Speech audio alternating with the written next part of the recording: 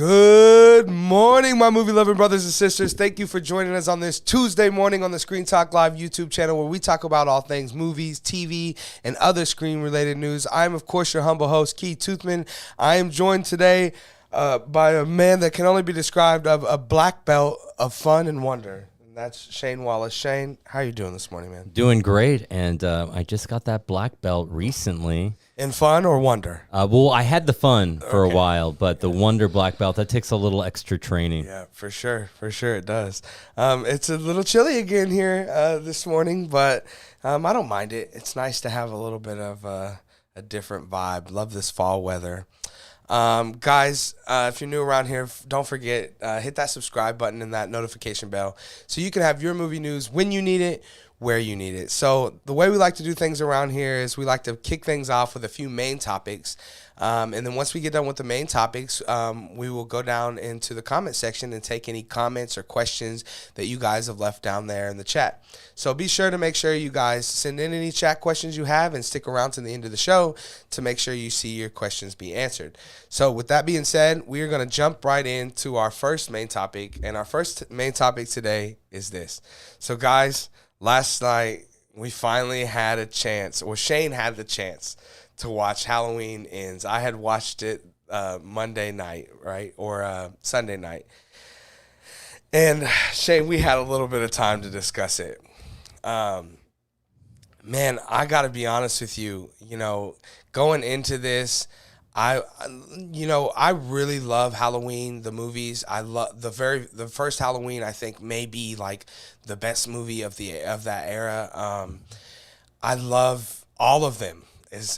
I'm not the biggest fan of like Rob Zombie's Halloween movies, but that being said, I own them, and every once in a while, I can't help when I want kind of something different, Michael, and new Michael that I haven't seen in a while, I'll go back and I'll check out those Rob Zombie Halloween movies. So I do own them, and I do enjoy them to an extent. But guys, I'm going to be 100% honest with you. This Halloween Ends movie is not enjoyable on any level for me as a fan of this franchise. I had a horrible experience with this. It was a very exhausting to get through. I wanted to shut it off so many times. I hated everything about it. You know, I remember having my wife pause the movie at about 45, 50 minutes in, and I think it was about then when we were finally going to see Michael for the first time on screen, which, you know, brings me back to when I went to see the most recent Jurassic Park movie, and I remember there was like a 55-minute, part where there's no dinosaurs, and my 1-year-old daughter finally lifts up her arms and she goes, "Dinosaurs?" And I look over and you do have dinosaurs. Right. I look over and I'm like, "Yeah, dinosaurs, baby, right? Where the hell are the dinosaurs?" And so yeah, it was very reminiscent of that feeling of like, I'm here for Michael Myers, and it's 50 minutes in, and I'm now finally about to see him. So then we see him, right? And spoilers, if you haven't seen it, guys, go check it out. Mute this, come back and check it out later. But yeah, so we find out Michael's been in a drain ditch tube for, 5 years plus maybe. He's very weakened, in a weakened state, and he's having to drag people in and kill him there. And we see that what is now the main character of this movie, which it should be Michael Myers, but it's not. It's was it Corey, right? Corey. So we got Corey, our main character, who again, performance-wise, I thought the actor gave the best performance he could with the material he was given. But he goes into the tunnel, and then Michael, decides to not kill him. He literally grabs him by the throat, and he Ghost Rider penance stares him, like in the eyes. He judges his soul. And I guess he determines that this one shall live. I don't know. It's fucking annoying, and it's stupid, guys. It really is a frustrating movie experience, especially as a fan of, like I said, a big fan of this franchise. And going into it, I had a lot of hopes that I would just get another fun, like the last movie. It wasn't a good movie by any stretch of the imagination, Halloween Kills, but I had fun. I remember thinking, cool, Michael's murdering people, and I feel good about just that. Where in this movie, like we talked a little bit about Shane, we have this more feeble, maybe old elderly version of Michael that's strong at moments, but can't even fend off a dude from taking his mask at another moment. And man, I could go on and on and on about how bad this movie is. There is a few things that you and I, Shane, disagreed a little bit on it, and that was just that beginning scene for me. I thought when I had first seen it, I had thought, this was an interesting idea how, Michael Myers and the thought of him maybe being in this town has affected Haddonfield in a way that, people are now being murdered almost on accident just because the idea that Michael could be there. And I thought, that's interesting. It wasn't something that I felt like I ever wanted to see or needed to know anything about, but I thought, interesting. But then it just rolled into this whole story of, again, like I was telling Shane, I felt at some point we were we're passing the Black Panther mantle, like with the mantle of Michael Myers. Take the mask. You are now the Black Panther. Like it just felt so silly. And then that didn't even happen. And then the real kick in the teeth for me was, we kill Michael, I guess. A movie ago, they literally stabbed him, shot him, was beating him to death. He still got up and killed everybody. But now he's completely dead. He's tied to a car, and we drive him to like a meat grinder, right? Or a car. Yeah, it's like a car smasher. Yeah, and this thing, they throw him in there, and it, very badly CGs him, grinding up into, nothing, pulp. And so Michael Myers is gone, guys. He's dead. And somehow Jamie Lee Curtis, who is also 79, manages to escape him and overpower him. There was also a moment I didn't mention in the tunnel where he finally does get his first kill, which I believe was 58 minutes into the movie. And when he does, he doesn't even do it on his own. He can't kill the guy himself. He basically gets his ass kicked, and then Corey holds him down and Michael stabs him. And when Michael does, again, there's this moment where he's like shaking and oozing from the eyes and stuff, and it almost looks like he's like powering up or leveling up. And then there's this kind of, again, there's these little interesting moments where I remember thinking in my head, this is kind of interesting. He needs to kill to be stronger. And I remember thinking, that's kind of cool. But then again, it never means, it doesn't. That's not what it was. I don't know what they were trying to insinuate with him shaking and oozing at the eyes, because he didn't get stronger. He kept killing in the movie, and he still ended up being this feeble old man at the end of the day. So again, guys, honestly, I could go on and on and on about how terrible this movie is.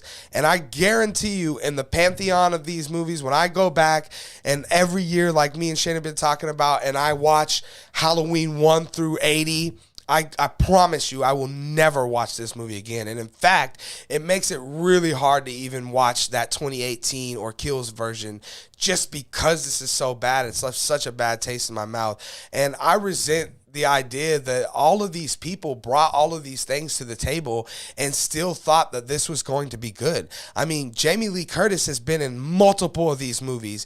I mean, the director that directed this directed the last two. He directed Pineapple Express, The Sitter. To think that this movie got to where it was, and so many people, had their hands and eyes on it, and it didn't get something to correct all the issues. Like, it's very poorly written, and it's lots of cliche characters and ideas, or like Shane mentioned a little bit ago, about how the town itself, it becomes, a certain way, and even that is kind of cliche, I feel like. So anyways, I'm glad it's out of the way. Mm-hmm. I'm glad that it's over with. When it ended, I remember thinking thank God, and I hope I never have to see one of these things again. That's how bad it was for me. Now that I've had a day or two to digest it, I still feel really terrible about it. But, what I fear most about this, Shane, and I was telling you about this, is that now we may end up with 5 or 10 years, right, before we could potentially ever see this character or this franchise again. And that's what scares me the most as a huge fan of it again, because I don't want to see Michael on the shelf for 10 years. So it feels terrible, but I did just have to see him on the shelf for pretty much 2 hours and job to some dude named Corey. So that being said, Shane, I'm going to kick it over to you. I know that, you had to watch it last night, and it couldn't have been that far into, when you told me you were starting it, that I got a text from you that was like, oh, man, vomit emoji. Am I really going to have to go through all of this? And I text you back, was like, yeah, good luck, man. It was the worst Halloween movie ever made. And honestly, I was shitting on Hocus Pocus 2 a week or two ago. And I'm telling you now, I'll watch Hocus Pocus 2 every day for the rest of my life before I watch this freaking movie again. So yeah, Shane, what are your thoughts, man? Tell us what you're thinking.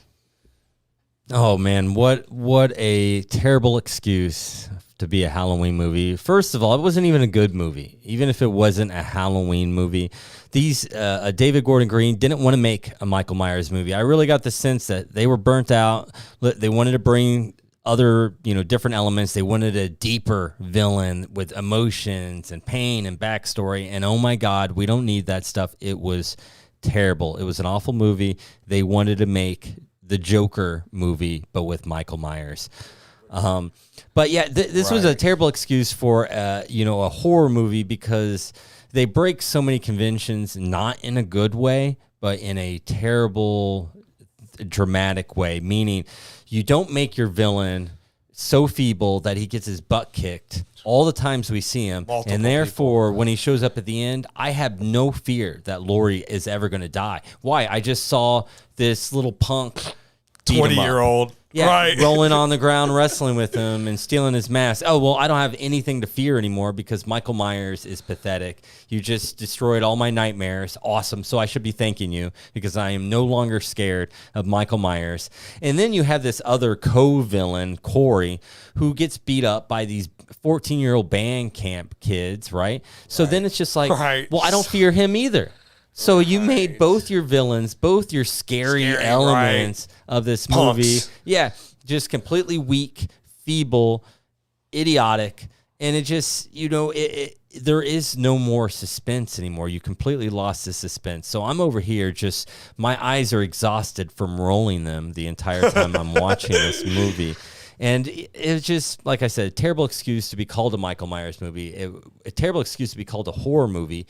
There was nothing horrific in it. There was, way too much, emotion and backstory, and everyone blaming Laurie for their problems. I mean, when it happened the first time, it was like, okay, that's kind of cool. I like that aspect, where it's again, like interesting idea. But then that they take it way too far, because they're complete. They do it like 5 or 6 about times. The Corey character in general. Again, interesting idea, but then it just becomes all about that, right? No it's like kidding. That's not what I thought we were doing. I thought that's it was not just what I like signed up for. Right. That's not what we wanted in a movie. And, honestly, we're not asking for much. It's not like, oh, you did the fans a disservice. No, you did Michael Myers the disservice. And, honestly, here it is, 2023, almost 2023. It's almost been 40 years since I thought we learned the lessons of Halloween 3. The original Halloween 3, Season of the Witch, which, again, is actually a good horror movie. If you would have called that movie, The Mask, or just Season of the Witch, we would all be like, hey, man, that was really cool. We need a sequel. But it did so poorly because there was no Michael Myers in it. I thought we learned that lesson 40 years ago. If you're going to call a movie Halloween, it needs to have a threatening Michael Myers. He needs to be there from the beginning. We were having this conversation about the teaser opening at the beginning. And I call it teaser opening because that's what it should be. It shouldn't have any ties to the overall story. It should just be setting up tone and atmosphere and get me in the mood for a nice scare fest. Instead, it's the entire backstory of the main character that that we're going to have to follow through most of this movie. And, you know, there were some cool elements. I understand why Key enjoyed that scene, but the whole time I'm just like, why is this in this movie? Right. And he was talking about, oh, well, you know, maybe Michael Myers is lurking in the background. Well, was he? Why don't you as filmmakers show me that so you create a sense of dread? That being said, you do remind me of a shot that I really dug, that I thought was cool, and two shots actually, because there was the one in the beginning where, you know, there's a dude babysitting a kid and they're watching John Carpenter's The Thing. I thought that was beautiful. That was the best part of the movie because The Thing is amazing. Yes, and we got to see some and cool it's John special Carpenter's effects. version. I thought it was all like, to me, it felt very nostalgic, and I was like, "Aw, thanks, filmmakers, for putting that little bit of goodness." But other than that, there was this other scene when he first lures the first cop guy down to the drain ditch thing, where the cop guy is kind of looking. He hears a sound, and he's bringing his light, and he kind of looks around. And right in the corner, if you miss it, you just won't see it. But Michael's just standing there.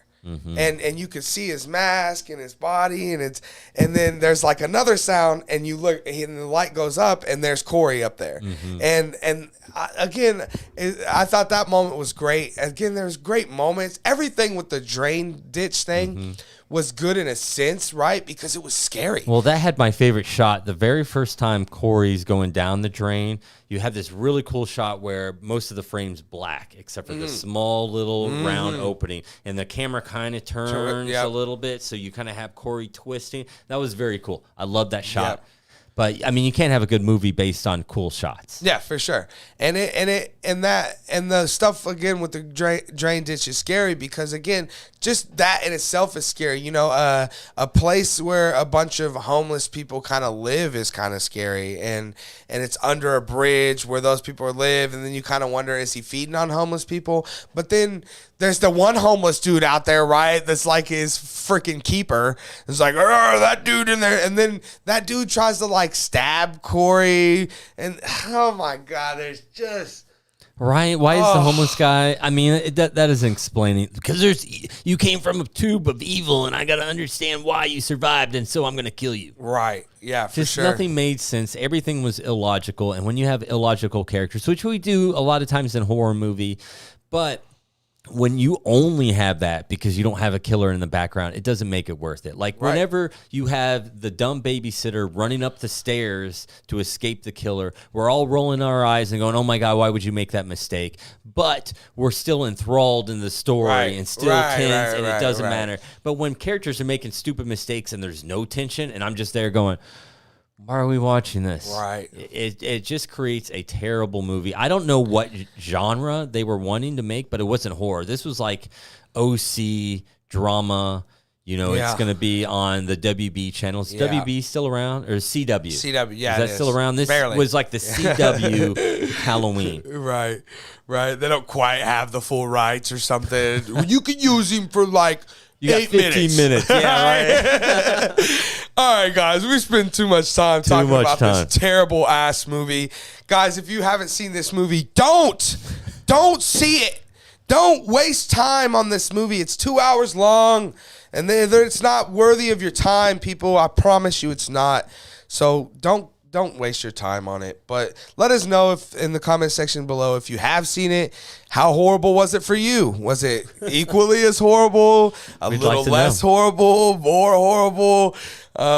Maybe you enjoyed it. And if so, that's great. You know, I'm glad that people can enjoy it. But God, I just wish I could have. So moving on, we're going to move on to our second main topic today. And our second main topic is this. Shane, it was just recently released in the news like a couple weeks ago that that J.J. Abrams Constantine, thank you. Constantine was canceled. Well, everything that J.J. Abrams was pretty much doing at Warner Brothers was kind of shut down, right? And then a few weeks after that, we hear that Keanu Reeves is going to reprise his role as Constantine in a Constantine 2 movie. So it really made the idea of this kind Constantine show by J.J. Abrams, more of an idea that just was probably not possible. And then we got the Sandman show on Netflix, which, the character John Constantine was first introduced in, and they decided to change it to a lady named Laura or whatever, Constantine, I can't remember. Don't quote me on her exact name, but a lady version of John Constantine. So now the idea is that we would have this third version of John Constantine, and this is coming to us from the guys over at Screen Rant. So apparently this reboot is still alive. So they're shopping it around. It's still, hasn't been, it's still in early development, obviously. But it's seeming like the Bad Robot is going to shop this around, and that they're going to find another home for it and continue to make it. And to me, that's just a little surprising. Again, like I said, now that, especially since we have the Constantine 2 movie coming for sure with Keanu Reeves. And again, then you have the Sandman version. So you've had two different versions, or will have in just the next couple of years. And to think that we would have this other version, a TV show version, it feels a little strange to me. I think this is probably something that probably doesn't get to go much further than it is. They can say they're shopping it around, and I'm sure they are shopping it around. But again, if I'm Netflix or I'm a buyer, or a potential buyer on a property like this, I'm looking at it going, well, I'm Netflix. We just had the Sandman, and we had, a different version. And then we know this movie's coming out, so I'm probably going to pass on spending, millions of dollars to make a third version of this character and hope that people come to my streaming service to watch it. So, Shane, you're hearing about J.J. Abrams. I know he's your favorite director of all time. You're hearing about him being able to maybe make this Constantine show, even though everything he was doing over at Warner Brothers is getting canceled. What are your thoughts on it? Well, it has been 10 years since Lost, so I guess we've all forgotten what happens when J.J. Abrams helms a series. You guys really want to sit through another 6 seasons of nothing? Right. That's up to you guys. Will it get picked up? I don't know. I think that you're absolutely right. There is way too much similar material that's being produced right now that why would you do this TV show? However, I could see a company picking it up with plans of launching it after the Constantine 2 release, meaning, get that fan audience to come check out your show because what else is out there? Hey, you're wanting more Constantine. Well, we got it. Come check out our show. So I could see it getting picked up. To me, I think this is just a perfect illustration of the sad state of affairs that our entertainment business is. Sure. Because it is entertainment business. Because then, in the scenario you just said, what if Constantine 2 completely bombs? Yeah. And it's like the worst thing ever made. Then your Netflix, you just spent $50 million on this Constantine series, but it's all bad press already. Even though it has nothing to do with your series, because of this bad John Constantine movie out, it kind of, well, that's why I could see, Netflix, you're right. That'd be a gamble. But, for an Apple TV, yeah, sure. Why not? We could get more subscribers that like Sandman and the Constantine movies over here. And what do we have to lose? Because if we lose out money, we just need to sell 5 more iPhones. And now we've made back the budget. So, if there are studios that could potentially take this hit to have a possible gamble to bring eyes into their app, because that's what it's all about is getting new subscribers, sure. more content. Oh, we got J.J. Abrams. Maybe they could also work out a deal. Hey, if you're happy that we're picking this up, maybe you could do some movies for us. Right, maybe you can make a Halloween movie. Yeah, there you go. Yeah. He still has some clout. Michael Myers. Yeah, honestly, J.J. Abrams found footage Halloween movie. I could see that. Right? Yeah, I could see that happening. We haven't seen a found footage Halloween movie. And actually, my wife and I were talking about this last night because we were talking about all the crap that, oh my God, we're back to Halloween. All the crap that Resurrection gets, and I don't understand why, because sure, again, I talked about it yesterday. Maybe it wasn't executed perfectly, but the ideas were strong. And the fact, too, that a big part of it was streaming, that's so ahead of its time. You know what I mean? Yeah, for sure. Because now, I mean, that's how we watch all our content. Well, it's funny that you mentioned that because yesterday, right, I looked up this list, and I don't know if you remember this or not, but I was like, oh, hey, IGN released now that the new Halloween movie's out, they released a, list of the best and worst in order. And the number 15 was Resurrection. It was the last one on the list. And I was like, remember I told you, I was like, this list is already untrustable. And right? now you know and then what? I scrolled up, and Halloween Ends was number 3. Number 3. And I remember going, oh my God, I wish Shane had seen this movie so I could tell him how angry I am at this stupid list. But yeah, it's a perfect example for sure. For sure. But yeah, guys, have you had a chance to check out this news about the John Constantine series? Would you guys want to see a John Constantine series with a John Constantine movie and potentially maybe a spinoff that they were talking about doing with the new Constantine lady character from the Sandman series? Let us know down in the comment section below you guys' thoughts on that. Okay, we're going to move on to our third main topic today. Now, our third main topic is something, Shane, I was just letting you know a little bit ago before we got into it, that it's something that I don't want to spend a lot of time on, but our job here at at Screen Talk Live is to bring you guys, the news of the movie world and what's going on, especially when it affects the movies we love, right? And a movie I know we all love and are excited for is, the new Flashpoint movie that's, been delayed and delayed and delayed and will continue to be delayed because of its star who plays the Flash. Ezra Miller can't seem to, just be a good human being. That being said, we're going to check out this article that comes to us from Deadline. This was a day or so ago. It was something I just didn't know if I wanted to talk about, but we're just going to talk about it now so we know about the situation, which is we found Ezra Miller. He's no longer on the run. He is facing the charges. He went to court. He appeared. He pled not guilty to the charges that he was accused of, but he is facing 26 years in prison if convicted of these charges, guys.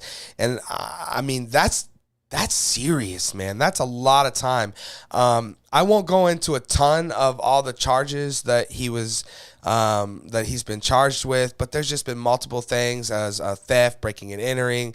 There was reports that he had kind of taken minors under his wings and was giving them drugs and convincing them that, he was a messiah and these kind of things. Again, I don't want to get too much into, all of that. I just want to, again, report that this is what he's looking at.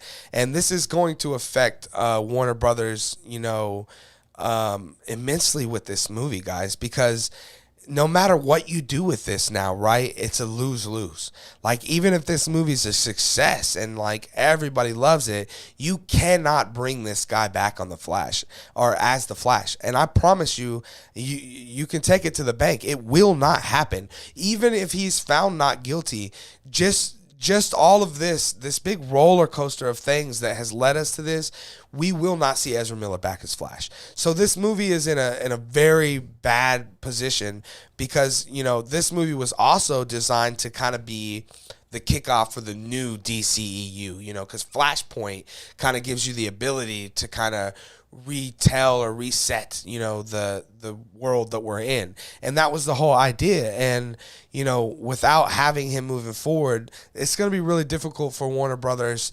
like I said, whether this movie is a success or a failure. Now, I think if this movie bombs, it's better. It maybe works out better for them because then they're like, yeah, well, we're getting rid of him anyway, But from everything we've heard about this movie is awesome and this movie is amazing. And that is why they keep shelving it, because they want to maybe be this world where he, gets on the right track. He gets sober, or he gets the mental health help that he needs, and that, we get a version of Ezra Miller that, we could continue to have as the Flash.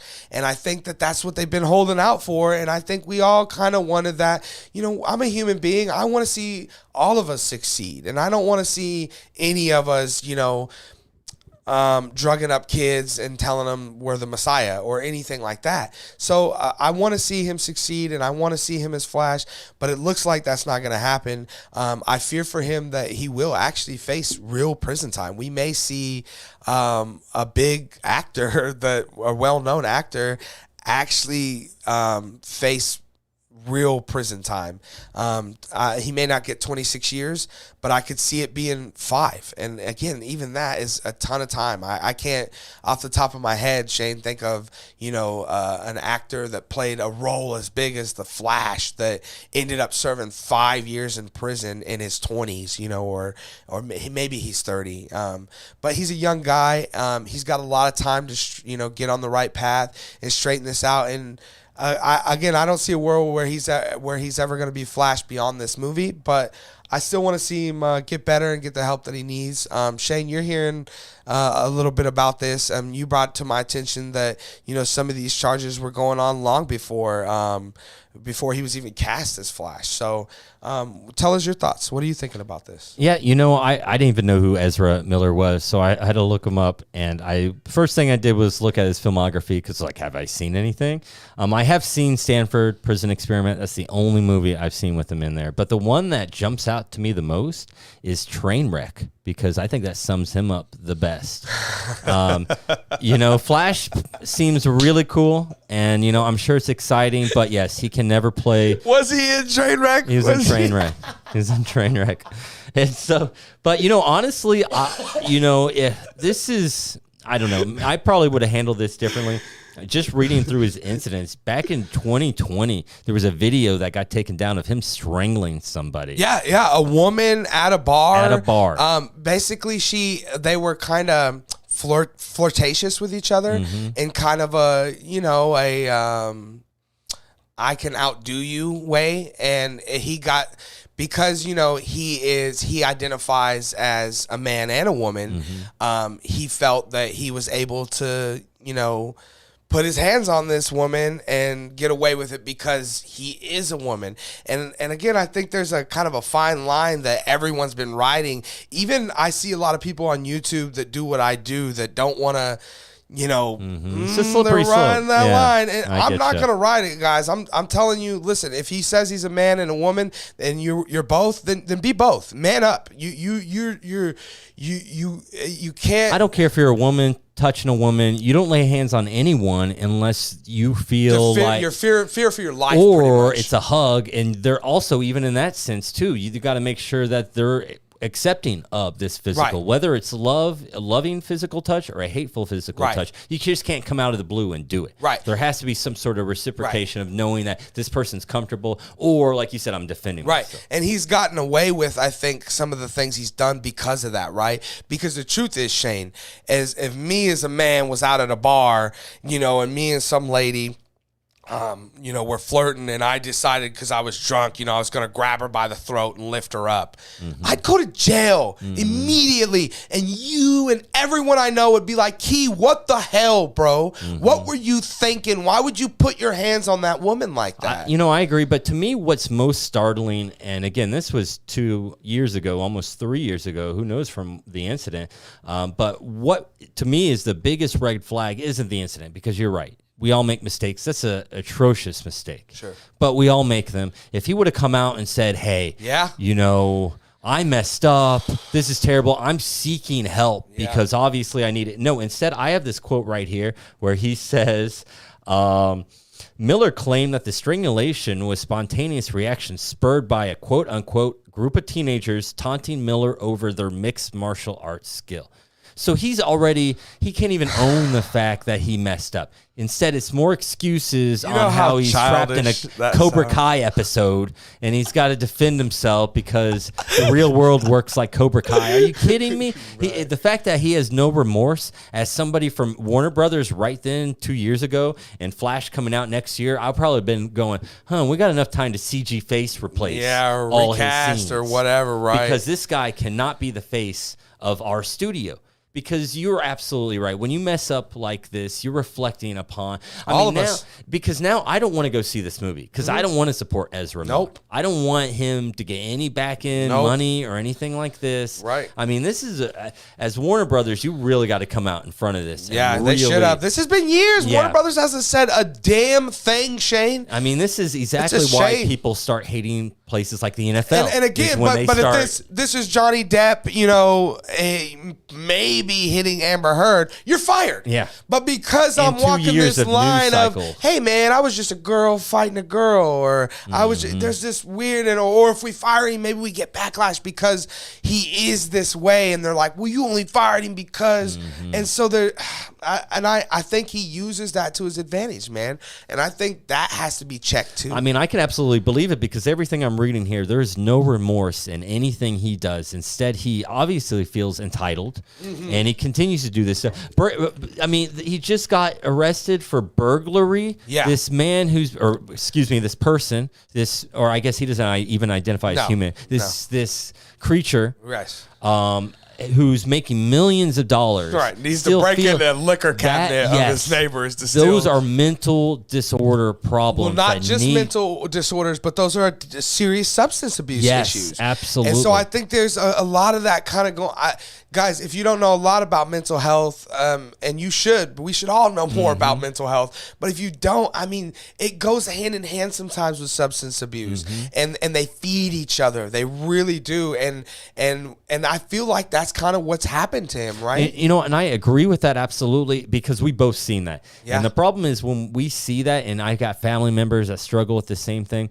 It's very tough to get help. Either, you don't have the time because you're constantly working, or the stress is still constantly there, or, money issues. Seeking help is expensive.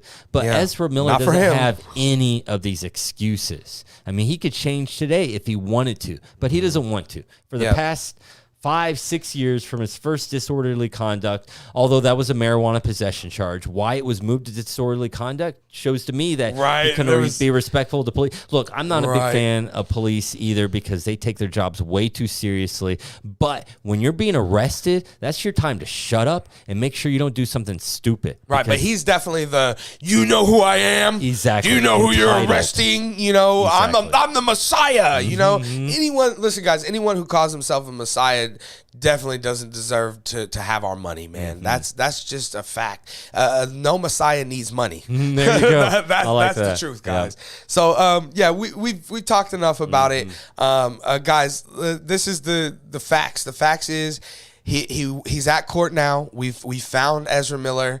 He's in court. He's facing the judge. He's pled not guilty. And he's still looking at 26 years if convicted. So we may be looking at a lengthy trial here that probably, spread out for a year or two, I bet, guys, maybe even 3, and before we get to the bottom of it. So, and we'll report on that as we have more information as it goes. But with that being said, guys, let us know down in the comment section below any thoughts you have about the Ezra Miller situation, or, more so, about Flash. How excited are you for it? Moving forward for the DCEU. We're going to move on to our fourth and final main topic, something I am pretty excited to talk about, and that is this. Shane, we've been talking about at the channel a lot about Black Adam because Black Adam's, it's here. It's upon us, right? It is currently, Tuesday? So I will be seeing Black Adam on Thursday, 3 p.m. 3 p.m. So, and you're going to do a post-show discussion, right? That's right. So probably be at 6 p.m., 7 p.m. Eastern. Be back here on this channel. Get your first updates on Black Adam. That's right. That's right. So I couldn't be more excited. We talked about, there's a video up on the channel if you guys haven't seen it, where we talked about people's early reactions who had seen it. And I mean, it just, I had said then and that, as this kind of was going on, I was wondering if this wasn't going to be one of those Scorpion King situations for Dwayne "The Rock" Johnson, where it all sounds great and you want it to look great, but then when you see it, it's like, this this isn't very good. And so I was a little worried, and I shouldn't have been, because it's The Rock, and he's got it all figured out now, right? I mean, Scorpion King was like 2000, so he's in a lot better place than he was then. It's also a better property. Black Adam, has some amazing stories, a very deep, complex character, dark, an anti-hero, which we love anti-heroes. Scorpion King, he was a side character to the Mummy series. Not a lot of depth Sort there. of an anti-hero. Yeah, absolutely. But there's not a lot of depth. We don't find out about who he lost and why he feels the way. How we're going to find out all that with Black Adam. For sure. And I'm super stoked for it. That being said, what I want to talk about today is this article that's coming to us from Variety. And that is that the director of Black Adam has said that originally it was rated R, and then only within the last 4 or 5 weeks did they finally able to get approval for a PG-13 rating. And as a fan who's excited for this, it excites me even more because I seen in all the early reviews that they were saying that this is brutal, that this is, all these things. And it makes me more excited because that means it probably really is going to be right on that edge, like that fine line of, damn, this could be R almost, and that's really excited to me. So I want to read a couple of quotes here from the director, who said, okay, we really want to make sure that we honored the character of Black Adam. One of the things he's known for is his aggression and his violence. And to do a Black Adam movie that didn't have that would just have been not authentic. So we always went into this knowing that we were going to push it as far as we could. And then he also goes on to say, there are some great moments when Black Adam is in the flybike chase sequence and drops one of the gang soldiers. Then there's great moments where the truck bounces over a body. But those moments are that you need to remember in these moments, you know what I mean? You can't play it safe, and you have to go for it. And I think we have 4 or 5 of those. At one point, we had about 10. And we were able to find a compromise with the MPA on that. So they had to send this thing to the MPA 5-6 times, guys, before they finally got approved for a PG-13 rating. And so they're saying it's down to maybe 4 to 5 of those, R-rated sequences, but there was 10 of them. I mean, still though, 4 to 5 seems cool. It seems like, again, this is going to be riding that fine line of being an R-rated movie and, being very visceral and being very, The Rock's physical presence, I'm sure, will be felt in those visceral moments too, and we want to see that with a character like Black Adam, right? Especially with a guy who's as physically capable as The Rock. He's just such a menacing looking dude when he's beating ass and throwing dudes around, and we don't want that watered down. We want to see it to its fullest extent. Now, I'm going to just say right now that no way in no world do I believe this movie needed to be R-rated. It did not need to be R-rated. And in fact, I would say that the PG-13 rating is where you want this movie to be, right? So that way you get me there, but you also get, Tommy and his, band friends from Halloween that are 13. You want them there.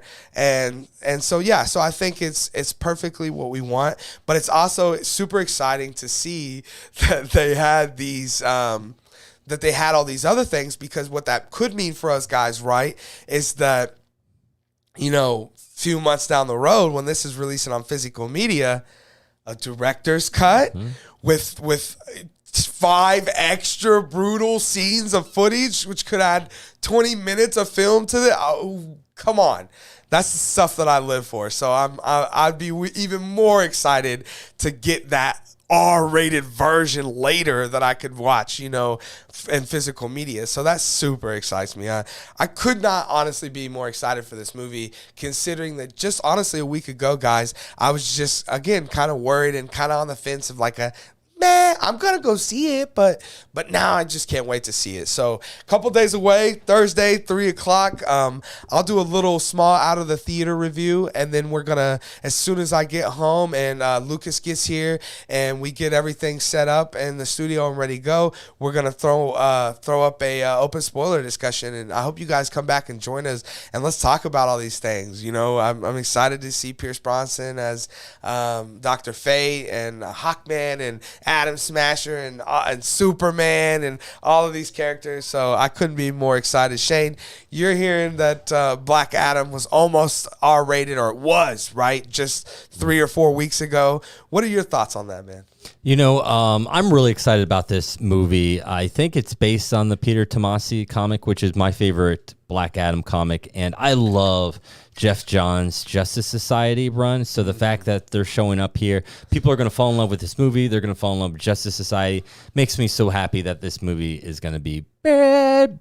But a couple things that kind of just jumped out to me with this R rating type thing is, it makes sense because you're essentially battling with Thanos. Right. Thanos and Black Adam are very similar characters, you know, lost their families, have all this, you know, revenge, and they just completely, brutally destroy anyone that's in their wake.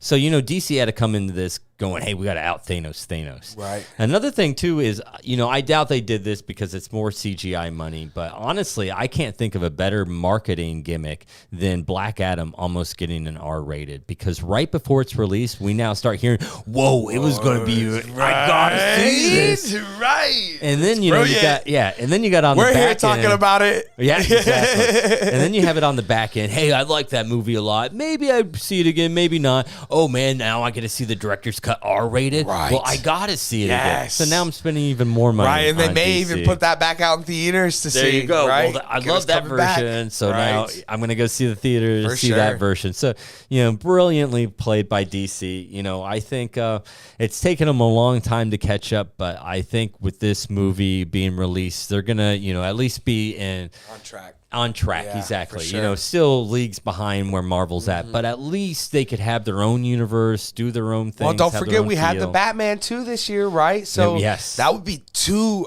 I mean, shit. If we're being honest, that would be the two best comic. If Black Adam is as good as we think it is, it'll be the two best comic book movies I've seen all year. There you go. And where's Marvel at? There you go. Right. Well, you know how I feel. I don't think DC's made a good comic book movie since, I guess, Constantine was good, Jonah Hex, and 89 Batman. That's it. That's all I'm giving it to him. I didn't like it. I don't like the Nolan Batman. You like the Batman. Yeah, I love the Batman until that one. Yeah. But I'm not a fan of Nolan's Batman. So, yes, it's been a long time coming for DC for me. Yeah, for sure. And this, like you were saying, this character, you know, brings so much to the table, you know, and I think that's what is most interesting is, you know, and we often talk about what I think his real role will be, right, is now that we have Cavill coming back as Superman, is he'll be, you know, the guy that can compete with Superman, right? Because one of Superman's weaknesses is magic, right? And Black Adam's power is magic. Exactly, magic base. I mean, it's kind of like a match made in a fight.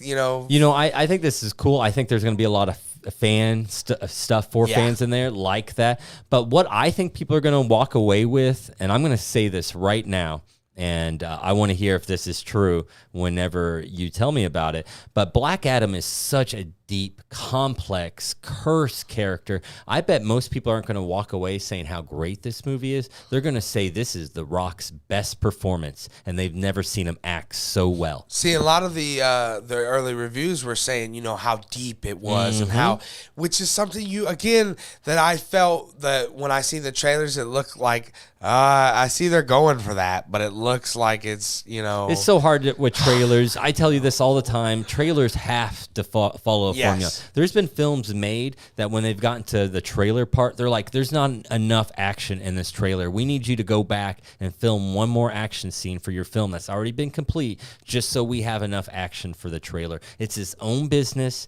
It's so hard to glean any information from a trailer other than, oh, it looks exciting and I have to see it, because that's what their job is. It isn't to, you know, tell you how good the story is. It's just to get your butts into the theater. Yeah, for sure.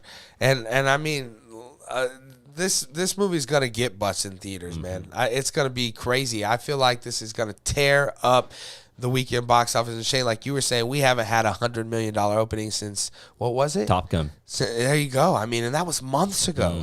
So the box office needs it. The theaters need it. We as fans need it. You know, Did Jurassic World come out before Top Gun or after? Because that all it might have been around the same time. Yeah, those are I think the only two movies this year to hit it. And Sonic, I believe. Oh wow, cool. Maybe. Good for Sonic. I remember. But yeah, it was. I couldn't be more excited to check it out. And you know, on that Black Adam video that I was telling you guys about that's up on the channel where we were discussing it, we had actually someone comment on it who I thought brought up a great point, that, you know, shame on The Rock. Shame on you, The Rock, for making such a badass movie, because now we're all going to want more DC and more The Rock and more all of that stuff and less Marvel. So shame on you, Dwayne The Rock Johnson. But yeah, guys, you guys are hearing about this, that, you know, Black Adam is going to be riding that line of R-rated, and that it just a few weeks ago was R-rated. What are you guys' thoughts on that? What are you guys' thoughts of maybe potentially getting a director's cut later when it comes out? You know, can I make one more point? Yeah, for sure. On this fact, I think that, you know, every DC movie, in fact, I feel like the Batman probably was skirting that R-rated line just a little bit. I really think that's the approach DC needs to go. Not darker, but more adult-driven. Because there's a saying when I worked in the comic book industry that Marvel gets you into comics, but DC keeps you into comics. And I grew up the biggest Marvel fan. And there was a point in college where I started reading more DC, and I became obsessed with DC. Thankfully, during DC's greatest time, at least in modern comics, from 2000 to 2012, DC was so good. And luckily, I was on board during that time. And I think that should be their approach to movies. They shouldn't be like Marvel. Marvel's going to pull people into these comic book world movies, but DC should be the company that's keeping the audience in the comic book world movies. That's a good way to put it. You know, a little bit more adults, not as kid-centric. Be different, because you are different. Right. And, you know, and it doesn't need... Well, the thing is, too, is that you could have, like, a decent mix with your characters, because you got, like, Shazam, where you could have this, like, lighthearted, kind of fun version, too. But I think when it's done right, for me, it does kind of have that. It's different from Marvel in that way, right? And that's what made, like you were bringing up, Thanos and Infinity War so different to me when I see, again, that opening scene and all that, because, you know, Marvel never really hit you in a way like that, like so dark to be like, hey, dude, we're finna murder people, you know? And so, yeah, I think that it is a different tone, and you're right. I think they should spend a little bit more time. And it doesn't necessarily need to be dark, just deeper, meaning, like, you know, the way a kid sees love is very shallow. It's, you know, holding hands, I love you, but a way an adult sees love is completely different. Right. So show me that type of love rather than the kiddie love. You know, those types of things. Bring all your themes to this movie, like a Marvel movie, but just more that adult could relate to. Right. Because I really believe if you know, handle it like the comic book world, because, you know, when I ran a comic book store, most of my customers were adults. They weren't kids. Right. Yeah. No doubt. For sure. Yeah, that's because the adults are the one with the money. That's right. Yeah, so, yeah, guys, again, you guys are hearing about the Black Adam being close to an R rating. Again, let us know in the comment section below what your guys' thoughts are on some of those. We're going to move on now. I believe that was the last main topic, right? So we're done with the main topics today. Shane, do we have any chat questions? We do. We had pretty active chat today. Thanks so much, everybody, for being here this morning. Let's take a look here. I got to scroll through some of this.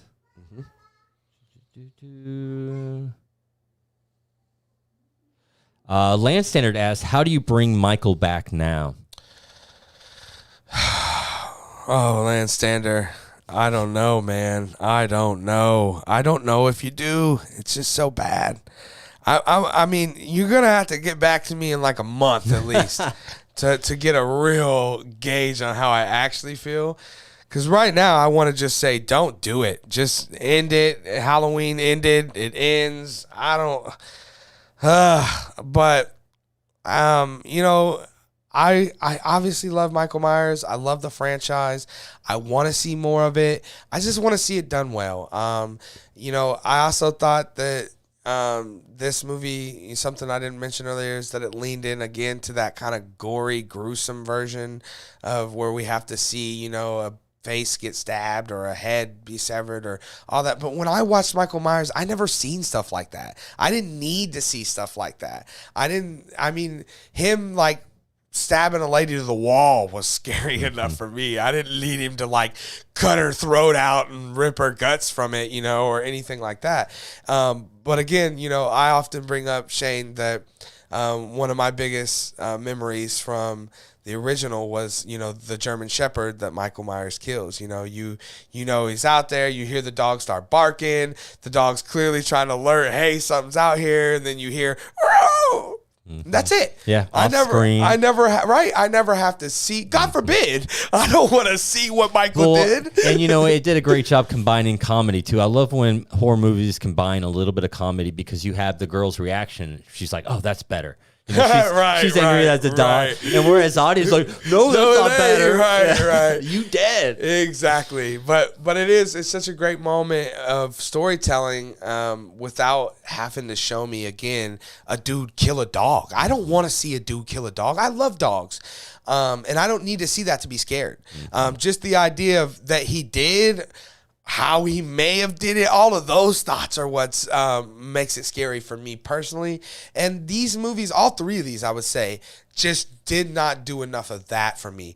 That being said, the more time I've had to think about it, the more I think that first movie actually did that the best. I remember there's that scene where, you know, that kind of loser chunky kid is in that backyard, and there's that motion detector light, right? And every time the kid that moves, Michael Myers is immune to, impervious, for some reason. It doesn't affect it because, and that's what's so great about it, right? Is that as soon as the kid starts to move, the light turns on and Michael's in a new spot. It's like, wait, hold on.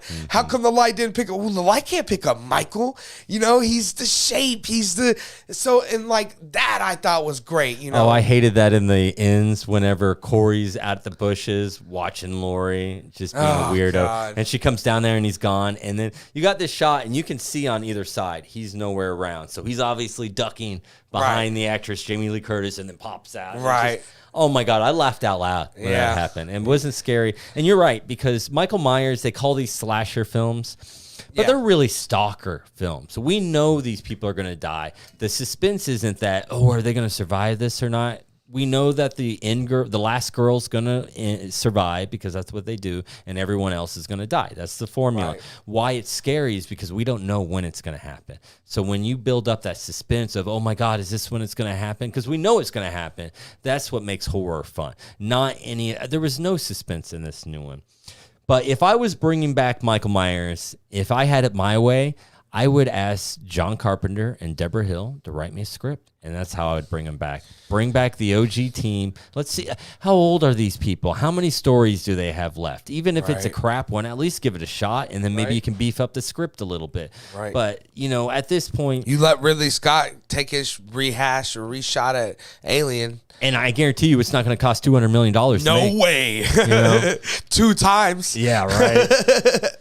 Yeah, John Carpenter's going to spend 20, 30 million, you know. Maybe like 10 or 15 and give us the best Halloween movie we've had in 2 decades, you know? Who knows? You know, it's like another good example of that is another movie we were talking about a little bit ago today or yesterday, which was New Nightmare, right? Mm-hmm. So you bring back the original Wes director. Craven. That's right. You bring back Wes Craven, and guess what you get? You get, maybe, in my opinion, the best movie ever made. It's even better than the first one because he's had time to get away from it and see all the things that they have done wrong and right, and then he can come in and really make it his own again while bringing in a lot of that stuff that really made us fall in love with the first film, right? I also thought that one was a good one too because, you know, Wes Craven, he really likes to put personal stuff in his movies, even if you're not aware of them. And I think he was saying a lot about that series of how you took this Nightmare series from me, you turned it into a cartoon, a joke,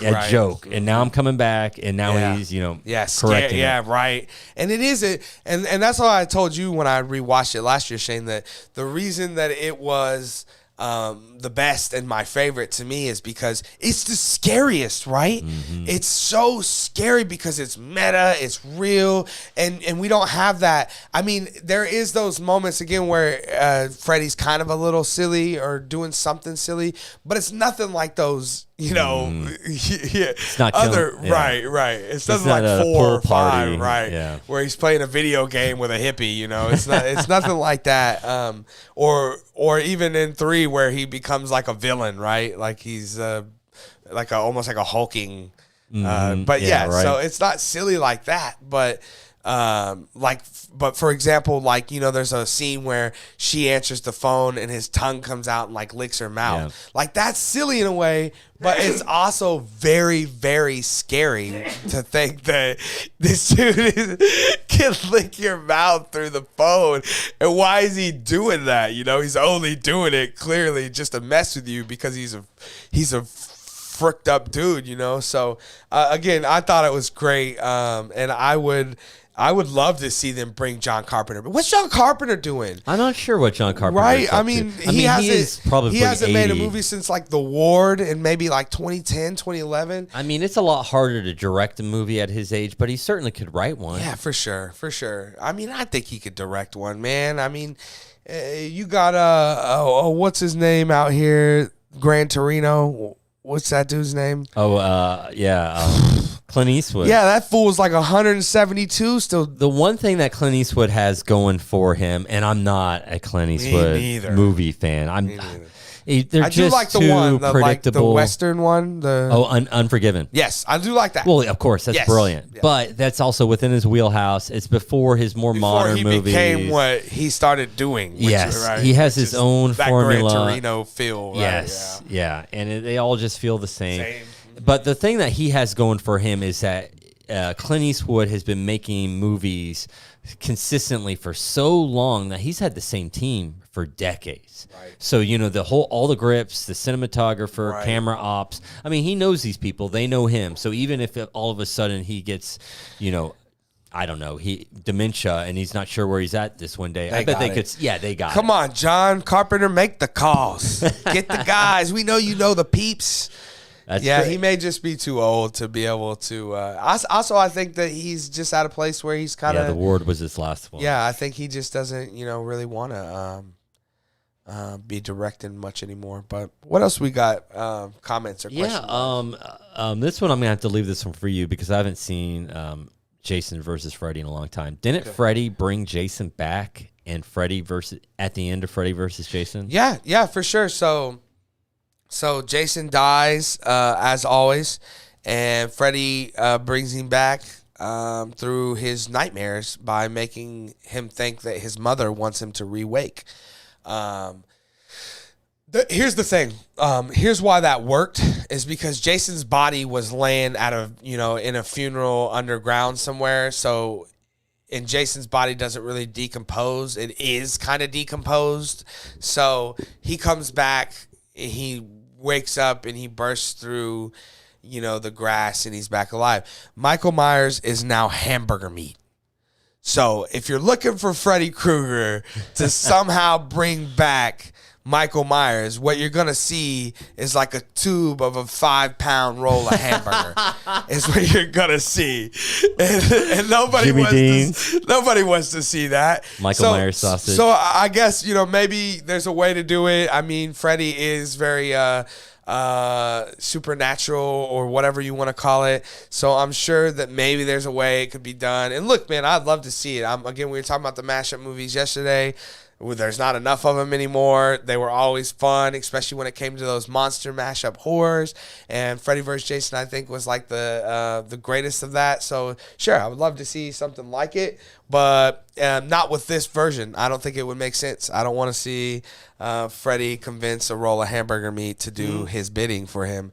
Now, if you wanted to use the Michael from 5, 6, the original series, I think that would be cooler and I think it would make more sense. But the only way you do that is if you have Rob Englund back as the original Freddy Krueger, right? Because then you want the OGs, you know, you don't want this. So, and that's the problem with all of these things. And that's the problem with Freddy in general. You can't hide him behind a mask. Well, right? yeah, and you can't bring Robert Englund back as Freddy because it's going to turn into De Niro in The Irishman. Right. And he knows it. He said it. He said, people keep asking, he's like, no. He's like, you know what it takes to be Freddy? He's like, if I was Michael Myers, I'd come back. I'd play Michael Myers until I couldn't move anymore, guys. But it doesn't take physicality to be Michael. He walks slow, methodically. Like, everything about him is kind of like an old man, you know? But with Freddy, he's hopping around. He's flipping. He's being hit. Like, he's on, you know, what's that thing? Crane, you know, that's flying him across the room and stuff like that. So I think it just takes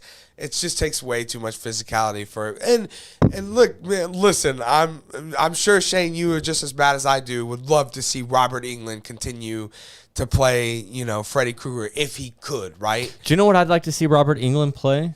What's that? A Loomis character in Halloween. I mean, he's at that age. He could easily do that, and he's got those, you know, those acting chops. Yeah, right. Yeah, you know, he can deliver a monologue. Yeah, and he's so iconic. Even when he's not Freddy, when you see Robert Englund in a horror movie, you're just like, yeah. Everything's right in the world. Right. Yeah. You like, this feels right. And I've seen some bad ones, guys. Some really bad horror movies, and he'll pop up, you know, and I'll be like, it's okay now. Yeah. You know? I had that. It was worth it. For sure. What else do we got? What is your Halloween movies in order from worst to best? Okay, so there's way too many to do that. But what I'll give you is, I'll give you the two. I'll give you the worst and the best. This is going to go without saying. The worst is definitely Halloween Ends. It's the worst Halloween movie that I've ever seen. And it will be. I feel like they can make 100 more movies of that before I die, and I will probably never see one that I hate as much as I do that movie. When it comes to best, I'm always like in this back and forth, so it kind of depends on the day you ask me. Today, I'm gonna say Halloween H2O. Oh, nice. But some days, Halloween Resurrection. Those two were like, H2O came out in 2000, obviously, hence the name. And it was, I was 8. I remember being very frightened of it. I remember the scene, Shane, where she's walking down the hallway, and he lowers himself down from the bar. Yeah, that was creepy. Oh, I remember as a kid thinking, any person that's got that much strength is a psycho killer. And silent, too, just... Right. That's some Navy SEAL shit, you know? That had LL Cool J as the yes, right. And then after guard. that, we got Busta Rhymes and Resurrection, and I really liked that movie a lot too. And I actually kind of preferred that we got away from Jamie Lee Curtis and the story. Like I was telling you, Shane, people are always asking, you know, how would we do it again? There's a perfect example. We just say, hey, years have gone by. Agreed. He's been at his house. I don't need a backstory. You know, right. When we were watching Resurrection, I never wondered, you know, like, well, what's he been cooking? You know, or what? None of that. I don't care. I mean, I don't care what Michael Myers has he tried Starbucks? Right. Does he take his mask off and like go out during the day? He has a job, you know, right? No one cares. Right. No one gives a damn. Just give us the scary. But just the setup of, you know, you say a lot of people complain about the streaming element of it. I thought that was brilliant. You know, we're going to do this little, you know, podcast show. We're going to go into Michael's old house. You know, Busta Rhymes is the host of it. It all felt really authentic to me and some stuff that would really kind of happen. I love when Busta starts kicking Michael, ass to take his name. And giving him the business. Like whenever he's like, you're not supposed to be back here. And he's like yelling at him like he's his peon. Right. And Michael walks away. Yeah. Michael's like, oh shit, I ain't supposed to be back here. Oh, so good. Yeah, because I like a little bit of humor with my horror. I want to be scared, and then I want to laugh about it later. Yeah, for sure. And so, for me, it's going to be between those two on my favorite. It just really depends on the day. But H2O, I think, gives me a little more of the scares and less of the laughs. And Resurrection gives me the happy medium. And then when Resurrection came out, I was probably like 12 or 13. So I was really like into it. And plus, us, who didn't like Busta Rhymes when they were, that at that time, especially. We were stoked, man. I remember thinking once we had LL Cool J, we were like, oh, we need LL Cool J back because I believe he lives, if I remember right. At the very end, him and Lori are they survived, right? And so we're like, cool, they're definitely gonna get us LL. And maybe they were maybe thinking about it, but they couldn't. They're like, fuck, we'll take Busta Rhymes. Let's do it. So yeah. So what about you, Shane? What's your least favorite and your most favorite Halloween movie? Definitely Halloween Ends is my least favorite. Like we said at the opening, I probably watched the Rob Zombie ones before this one, and those were my least favorite. Yeah. And then my number one favorite's the first one, Halloween 1. But I do like Resurrection, H2O. Those are up there. And I like 3 a lot, too, even without Michael Myers. But number 1's my very favorite. I mean, I think 1 is the best, for sure, clearly. I mean, it's the best Halloween movie ever made. But I was obviously not even thought of when that movie came out. Mm-hmm. So it doesn't quite stick with me the same it does that I actually got to go out in theaters and see H2O and Resurrection. That's a good point. I grew up with 4 and 5, and I know a lot of people don't like the Jamie 4 and 5. But I do, and I think a lot of it's because I did grow up with those. I think that plays a big role into the things that we enjoy, for sure. What else do we got? Are there any future DC movies that you could see released as rated R? Well, I mean, anything with the Joker in it. That's true. There's going to be more Joker, even if it's a musical. Believe me, it's going to be a rated R musical.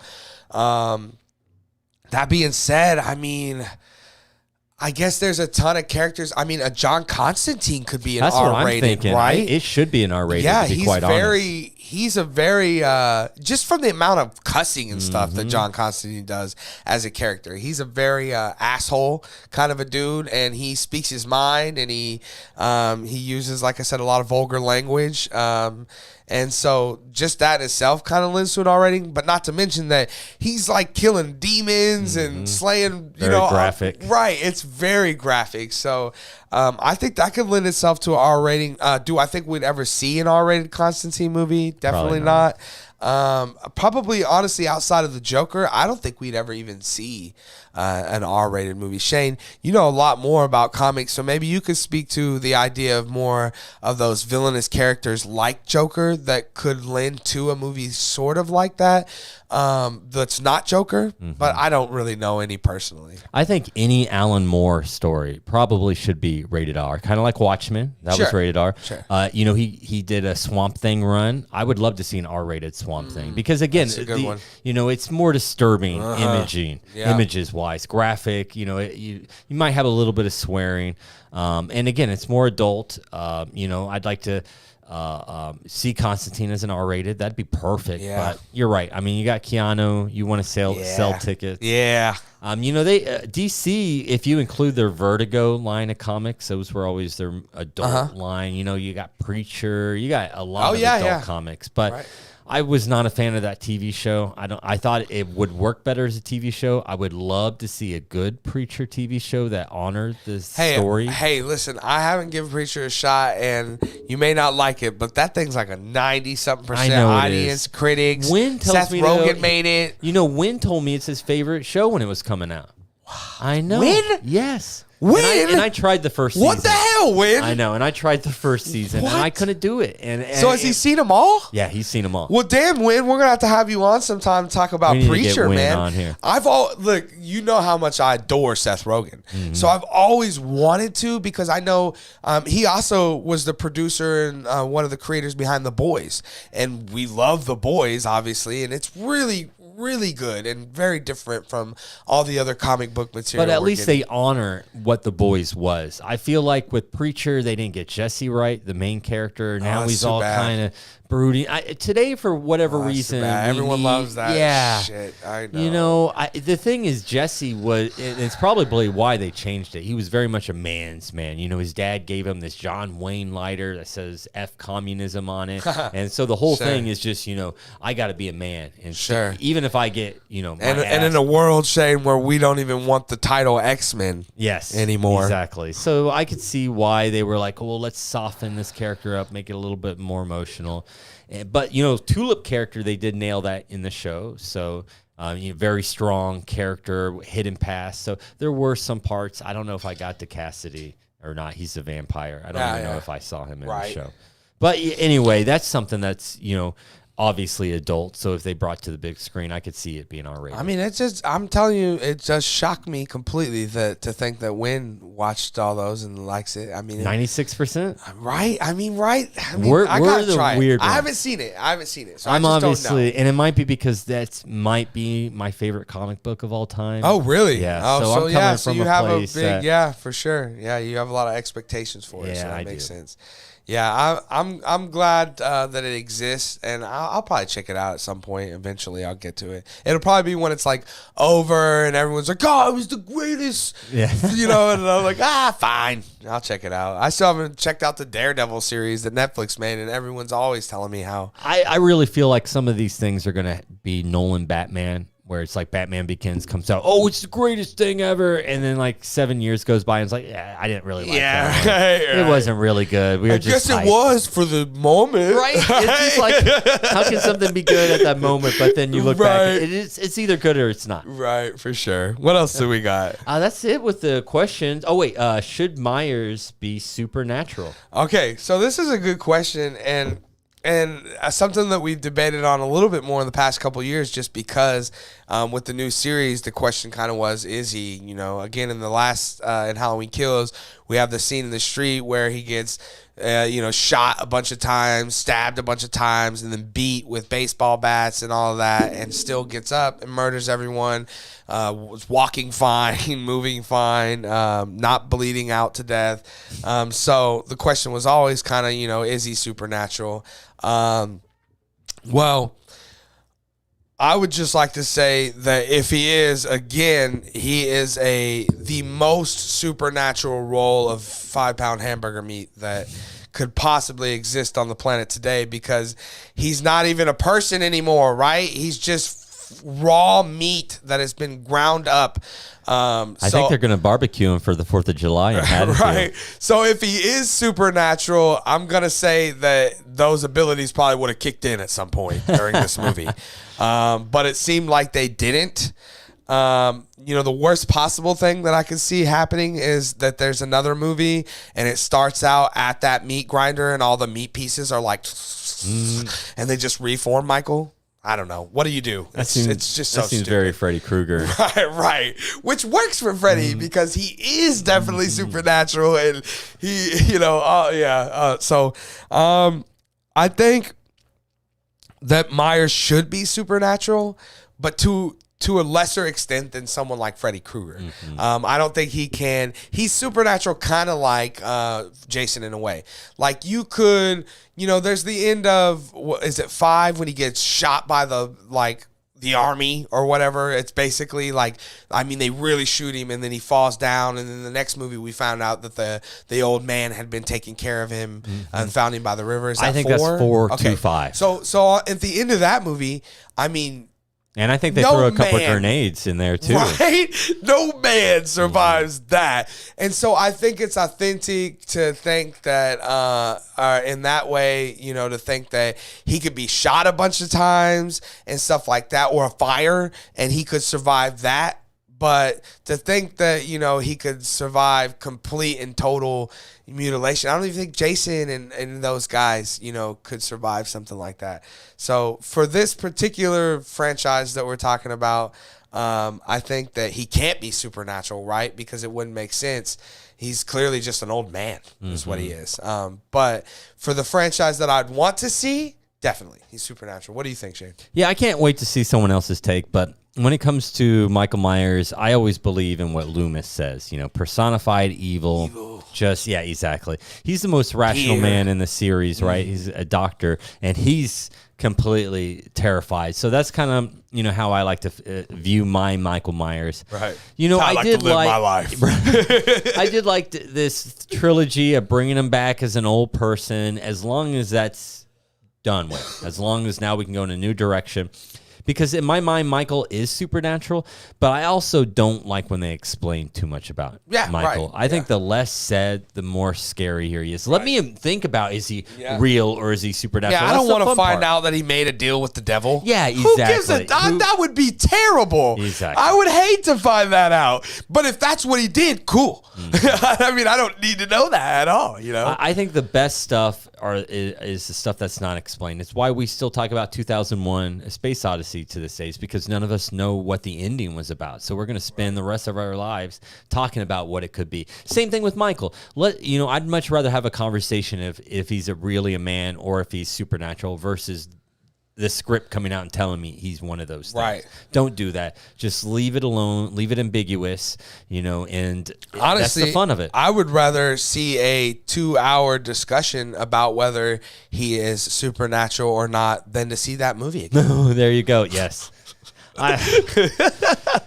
What were they? Obviously, they just didn't want to make a Michael Myers movie. Then don't make it. Yeah, just don't sure. make it. And again, it almost might be one of those situations, and you may have mentioned this, but it almost may be like Season of the Witch, where if this wasn't Michael Myers and this was like just some dude, it'd be like, this is kind of interesting.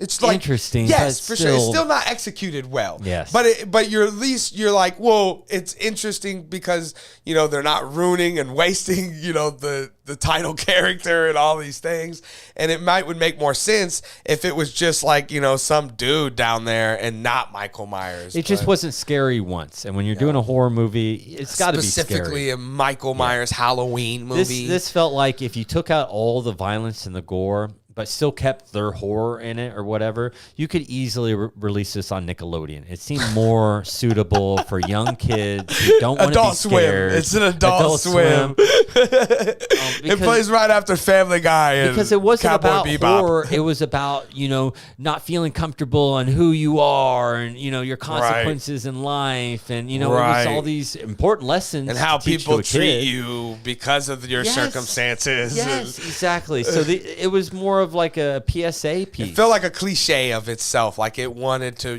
like you be an announcement to. Yeah, right. We know what's like exactly like. I guess your point is. It proves that your point is so great, which is that exactly like Joker, right? Well, we're gonna speak on this. Like, and again, I think that's a great idea. Like in the second movie, we spoke on that mob mentality that humans have, right? And I thought that was brilliant because that is us. We do have that mob mentality.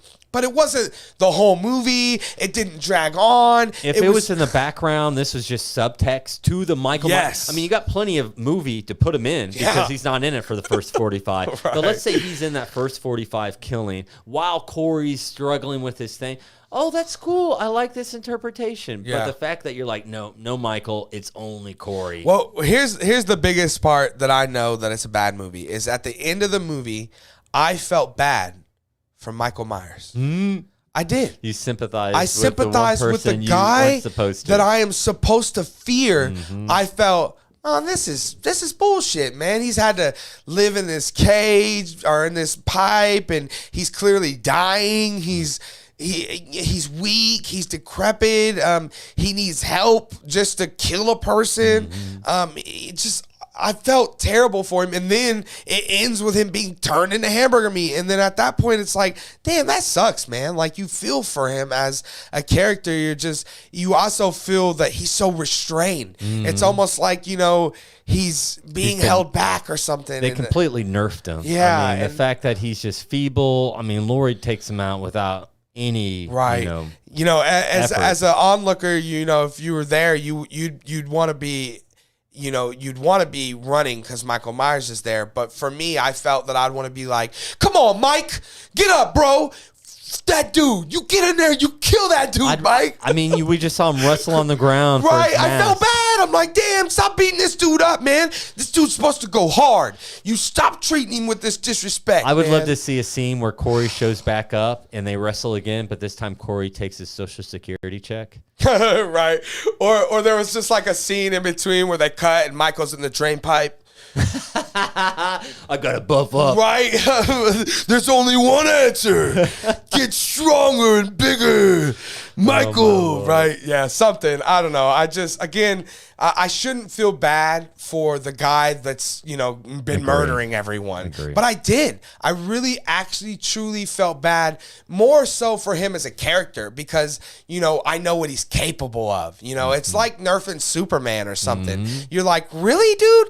Like, or what they did to the Hulk, it's that thing. It's like you're going to take the strongest thing, like the end-all, be-all character, and you're going to make him look like he's so weak he can't even like walk and like it and I don't mind some of these choices. If you want to bring them back, you have an old weak Michael, or maybe Michael does have a buddy and they're murdering, but the thing is, just involve Michael.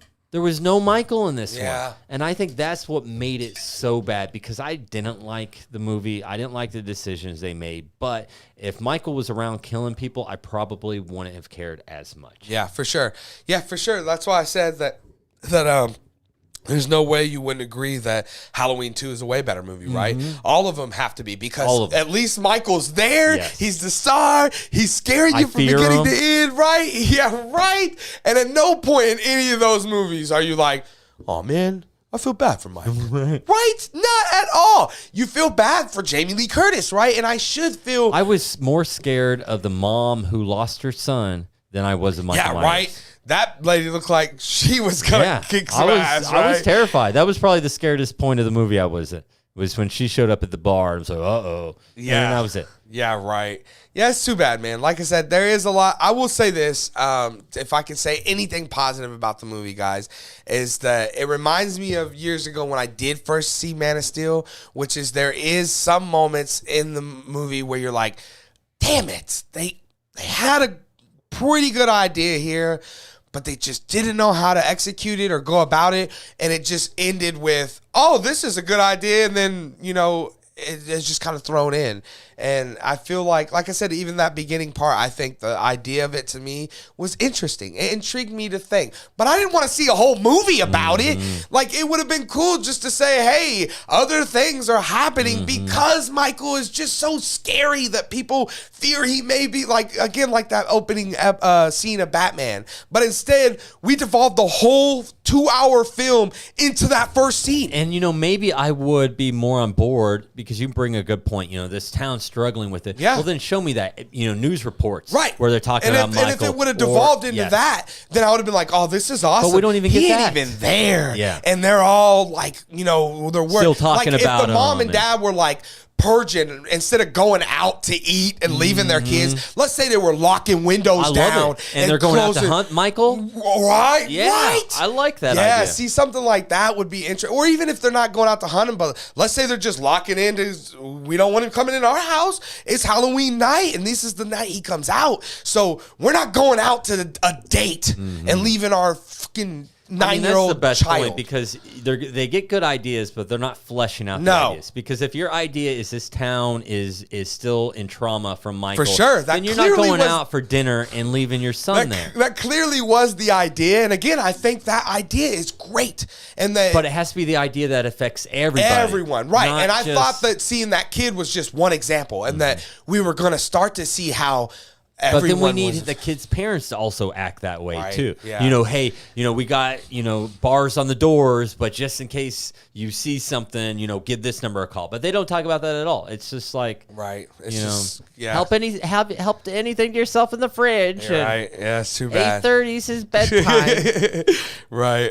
What kid goes to bed at 8:30 anyway? How much sleep do kids need? Right, a lot. I guess like 12 hours apparently. Enough to fucking lock your babysitter in a closet on your even I just now thinking about it. The movie starts, and at the very beginning of it, it's just the family having fun. The kid's not even there to babysit yet.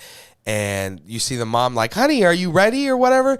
And then you see the kid's head pop up, 14 stories up, and Alicia, or my wife, is like, ooh, that's a lot of stairs. I mean, it's only 3 people in that house. Right. But, and I was like, well, stairs are scary, in scary movies because there's a lot of them, but you need to get away. And I'm thinking, of course, they're going to utilize that part of it. But no, it was just to set up that we need to kill this, kid.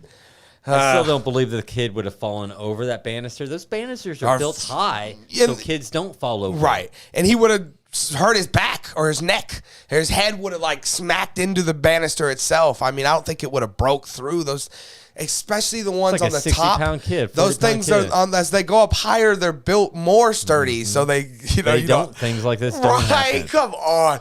It's and again, annoying. maybe if it wasn't this big, plush, beautiful new mansion and it was a shack, and it's like, well, of course that wood's all rotted, of course he would have fallen through that. But we have to be in this big, beautiful... The fact that he could even kick down that nice solid wood door up there, I mean, it did take him some good kicks to do it, but again, it's just it all contradicted itself too much, and I wish, honestly, man, as much as I hate it, I went into this movie wanting to love it as much as possible. Too. So I see Lucas Farney asks, what are you guys going for as Halloween? So we've decided.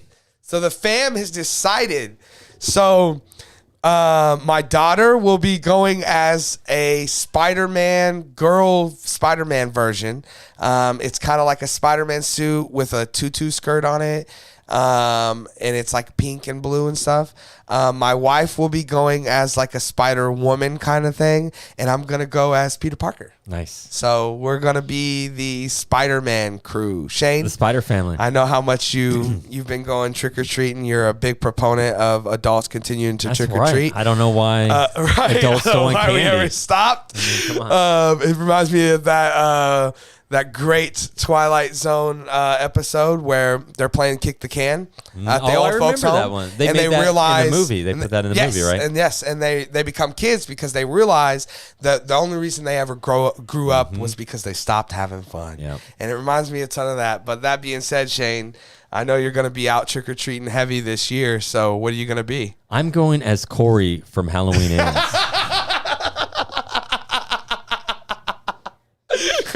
That's right. And I may have the Scarecrow mask I'll put on every once in a while. Well, if you decide you want to do, Shannon wants to do Michael, tell her I have a Michael mask and a walker. And well, she's just going to stay at home. One of those things you carry that the IV's on. Well, Michael needs all of those things. I love it. That's he's also being cast for the next Irishman film. So they'll have a new old man to play. Thankfully. They're going to DCG his mask, though, to make him look younger. Well, I think too many people watched Mulholland Drive and came away going with old people are scary. Yeah, old people are scary. Come on, let's be honest. They saw that ending and they were like, man, Lynch was onto something. Old people freak me out. Let's put a bunch of old people in there. Yeah, for sure. What I can remember, though, Shane, speaking of old people, reminded me of, I did finally, the Wayans Brothers movie, Halloween movie, dropped on Netflix, I believe, last night or the night before. And How was we that? ended up checking it out last night. Had a ton of fun. Yeah. I mean, clearly it's not Wayans Brothers. Of course, it's going to be not fun. a good movie, but Marlon kills it. He's so hilarious. There's a part where a bat gets loose in the house, and Marlon's walking around. He's like, like somehow he knows bat noises or something. It's great. Well, did you like the scary movies?